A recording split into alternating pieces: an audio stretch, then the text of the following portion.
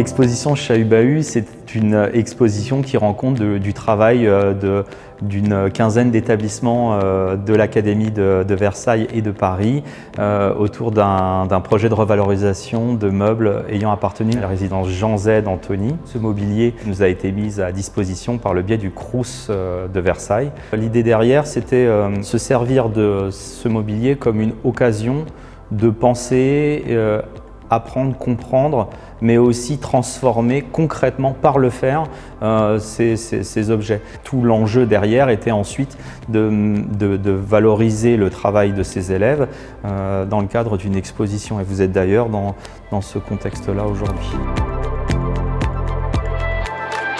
Le meuble, c'est celui-ci, qui est tout en blanc. On a décidé de lui greffer un nouvel agencement.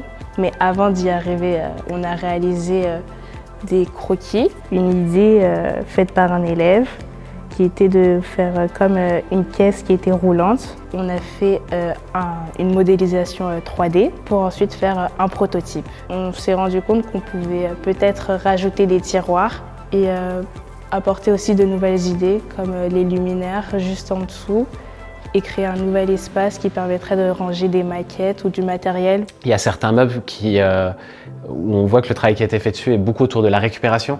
C'est-à-dire qu'il y a le meuble de base qui est là et puis on voit qu'ils sont allés chercher d'autres éléments de récupération ailleurs et du coup on est vraiment dans la valorisation du rebut entre guillemets. Et puis il y a l'idée de la transformation, c'est-à-dire qu'il y en a qui sont partis d'une enfilade comme celle-ci pour recréer une enfilade différente qui va être soit un changement d'esthétisme ou un changement, je dirais, d'usage dans le détail. Et il y en a d'autres qui ont plutôt pris les structures des meubles en les utilisant dans d'autres positions, recréer d'autres formes qui nous amènent à un autre meuble. C'est mon professeur principal qui nous a amené ce projet-là en nous disant qu'on avait reçu 3 bureaux et qu'il voulait qu'on les transforme en boîte à livres en faisant la récupération de tous les éléments du bureau. Au début, on a surtout démonté les pièces du bureau en fait. On les a reproduits en une échelle plus petite, je crois que c'était 1/10. Avec ces pièces-là, on a fait donc des maquettes comme celle-ci par exemple. Moi, j'ai voulu faire un bureau un peu énervé pour un peu la personnifier et que ça fasse quelque chose de plus rigolo. Mais après, il y a d'autres élèves qui ont fait des choses totalement différentes. Celle qu'on a choisie au final, c'est celle-ci. C'est le bureau final fait à partir de sa maquette. J'ai trouvé ça génial de réutiliser toutes les pièces du bureau parce que jamais on se serait dit qu'on pouvait faire une boîte à livres à partir d'un simple bureau.